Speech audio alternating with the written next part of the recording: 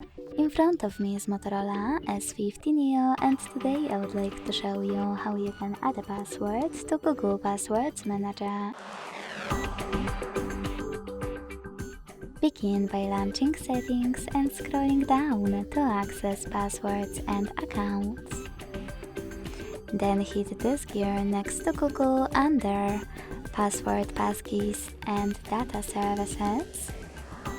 Select Google Password Manager and finally hit Add Password. Then input all of those informations. At the top, type in any website or click on Select App and tap on the chosen one. Then enter your username, email or phone number, password, and even take some helpful notes. When you finished, hit Save at the top right corner.